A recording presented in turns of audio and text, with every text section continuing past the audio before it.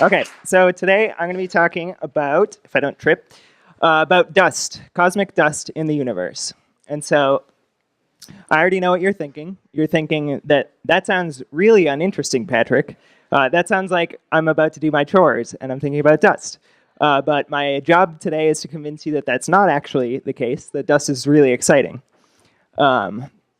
But so you were coming here thinking that you were going to learn about star forming regions where all of the stars in the universe formed, or maybe about stars that have disks around them where planets might be forming as we speak, as I speak, or about the collision of two disk galaxies that end up building an elliptical galaxy out of the remains, or like literally anything else in the universe.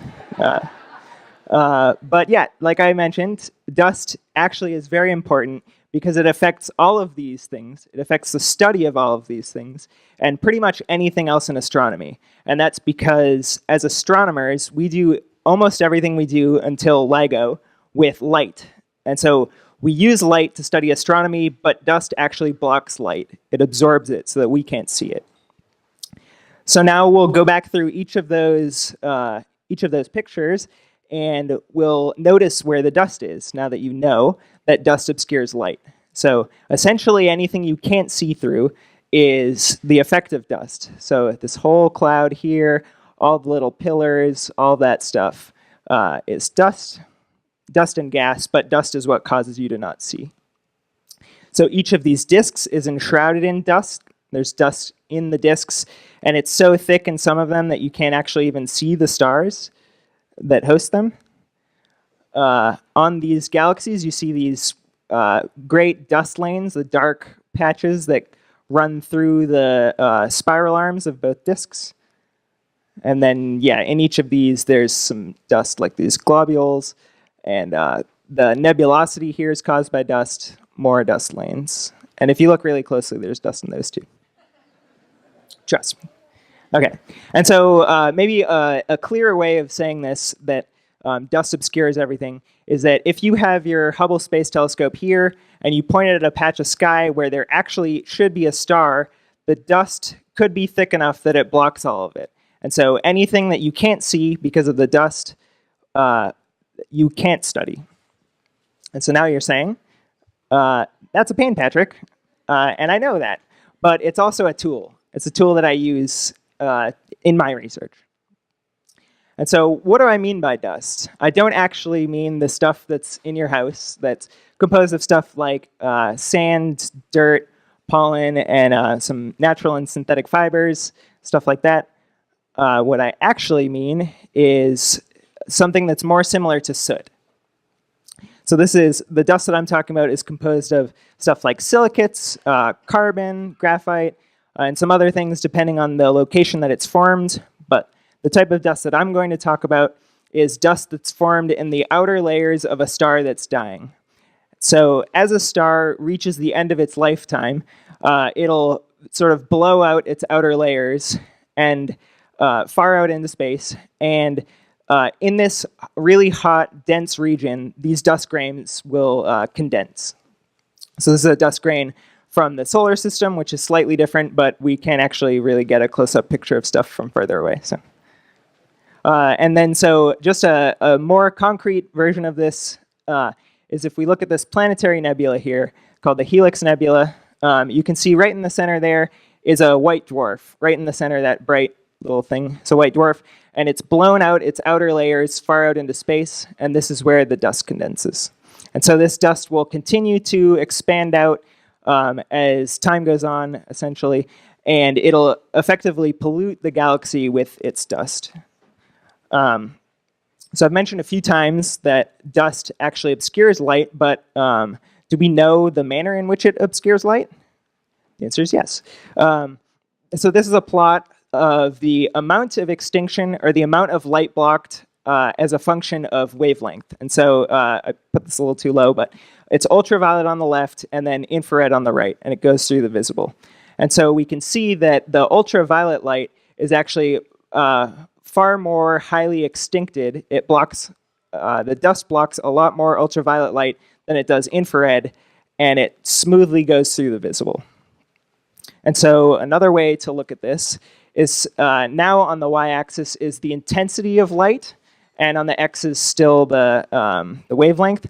And so if this white line represents the light that left the object that you want to study, if it encounters dust on the way, you might actually end up detecting this as a function of wavelength. So you'll lose a lot of the ultraviolet wavelength, you'll lose the blue, and you'll get almost all of the infrared back out.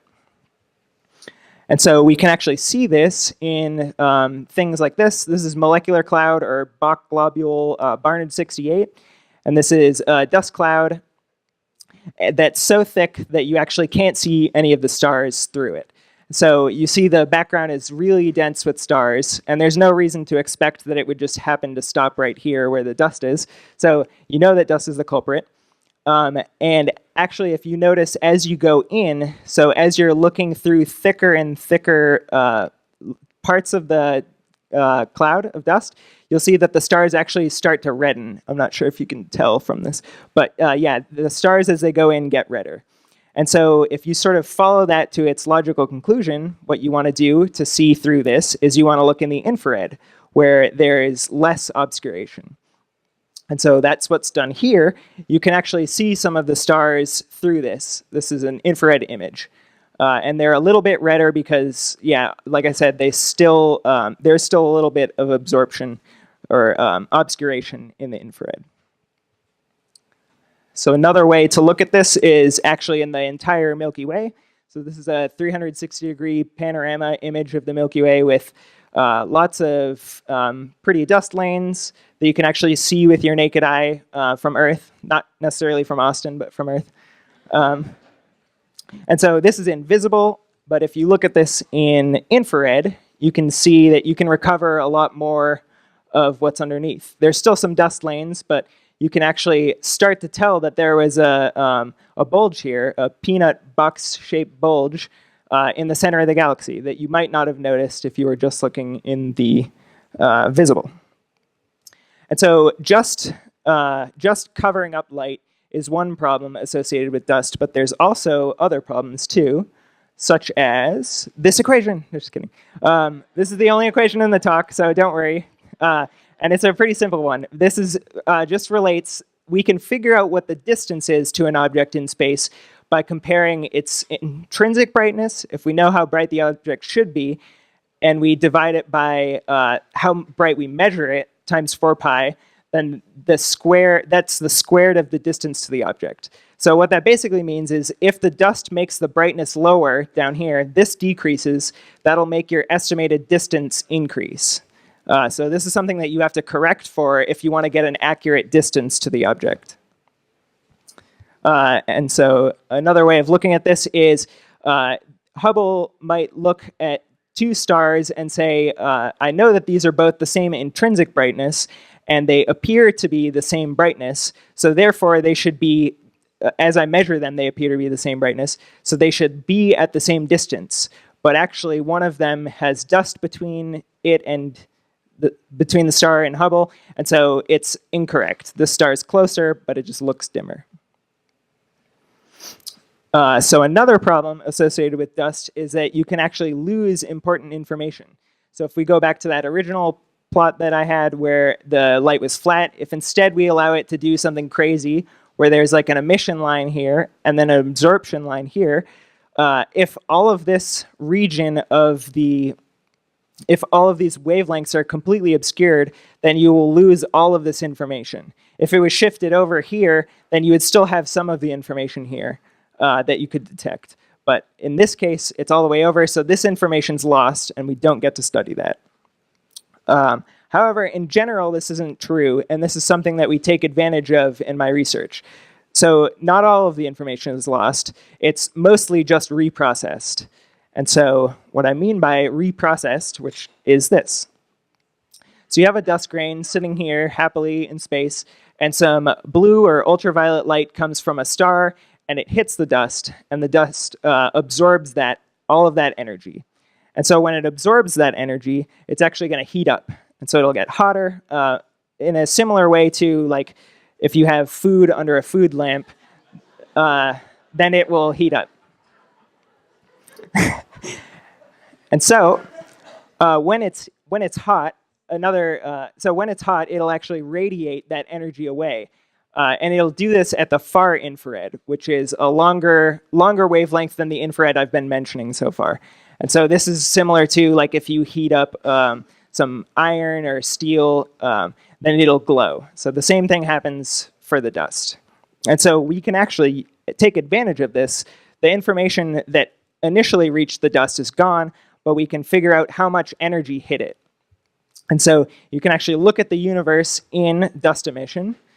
This is a bonus trivia question. Does anyone know the name of this galaxy? So you can shout it out. Yeah. What's that? Someone? Anyone? Andromeda, yes, exactly. So it's our nearest neighbor that's a large galaxy, and that's why it's so large and interesting looking. And so, yeah, on the top is the dust emission, and on the bottom is the optical emission. And so you can actually, if you look closely, it's kind of hard for me up here with the lights, you can match the dark patches here to the bright patches up there. And so, yeah, this is the type of thing that I do, except I do this at galaxies that are much further away. And so here is a plot from my research, although I didn't make this plot, that is the same type of plot that we had before, where we had brightness on one side and then wavelength on the other.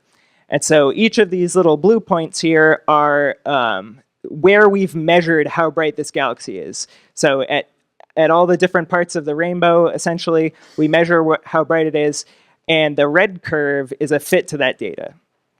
And so what we find is that in this portion, it's much brighter than this portion. That's because this is the dust emission. It's far brighter because it's got a lot of dust, which is why I'm studying it, than over here.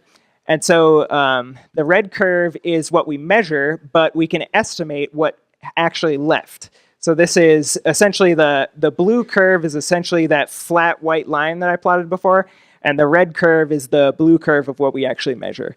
And so here is where all the ultraviolet light is completely just taken away. This is in log space, so this is, yeah, like 1 over 10, 1 over 100. So it's greatly reduced here and greatly increased here in the dust. And so in some galaxies in the universe, this actually can become such a large effect that you can't even see them in optical wavelengths. So on this far plot here is the far infrared, or the dust emission of galaxies, and each of the bright spots that's circled is an actual galaxy.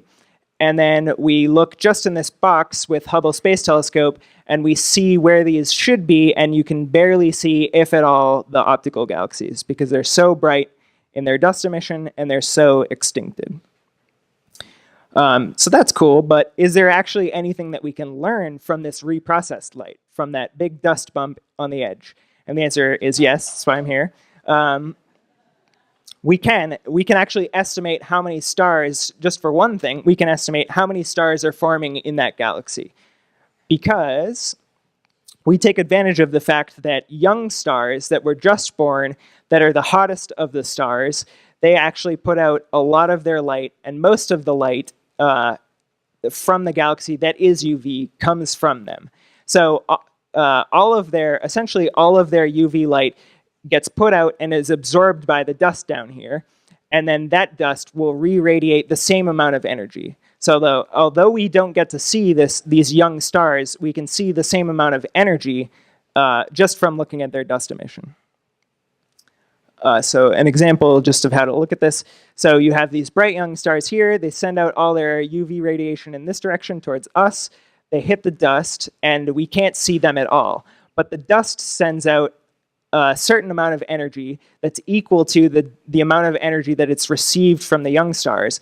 And so if we just look at that in the infrared, far infrared, or the submillimeter with a telescope like the Atacama Large Millimeter Array, or ALMA, then we can actually count how much energy is coming from the dust, and we know how much energy a young star actually produces. So we can say that galaxy is forming this many stars per year, so 100 solar masses per year, or something like that. And so that's one way, although the universe tries to prevent us from getting information, that we can actually squeeze something out. And so just a summary to sort of wrap everything up. Dust absorbs light, which limits the information that we can gather. You need to correct for it if you want to do detailed measurements of things like colors or distances to objects. And dust also emits thermally in the far infrared, which we can take advantage of to actually learn some stuff that we might not have otherwise. Thanks. All right, thank you, Mr. Cold Mode. We got time for a few questions. All right, we'll open it up right in front.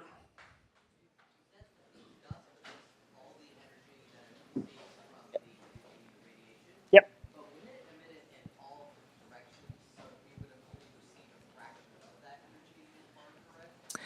Okay, so the question is, so the dust is going to receive all of this energy, and it's going to re-radiate it, but it's going to re-radiate it in all directions. So you'd be missing some of that information there.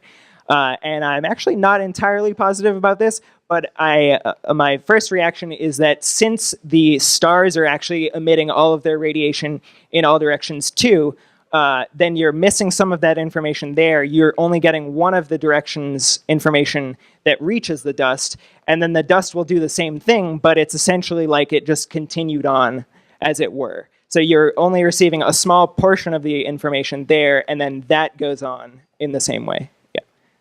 All right, next question. All right, up front as well.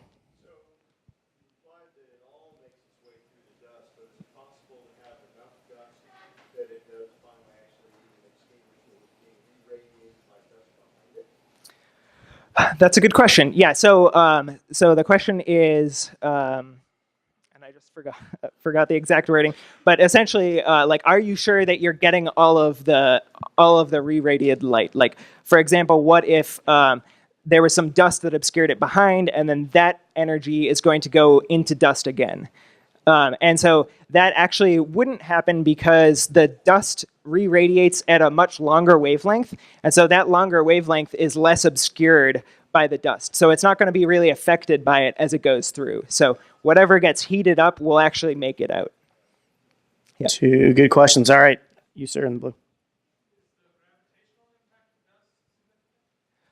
No. The question is the gravitational impact of dust significant? I guess it depends on what scale you want to consider significant. But like 2 dust grains would find it very difficult to even attract to each other generally. I guess you do have to build planets somehow. So at some level, yes, it does happen. But yeah. That's coming next. All right, one last question before intermission. Okay, in the back with the fingers.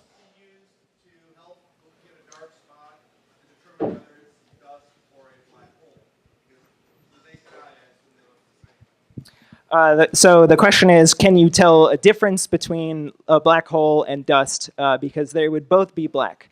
And actually, maybe not. However, in actuality, black holes usually or sometimes have dust around them that would be very, very hot. So if you look at this, if you look at like a supermassive black hole, for instance, there would be dust around that because it's accreting dust and gas. And so that would actually be very hot. So if you looked for dust there, you would actually be able to tell that there's super hot dust. So I don't know if that answers the question quite. Got on a tangent, but it's pretty great. We can talk more about it during immersion. Yeah. Let's thank Mr. Cold Mode one more time.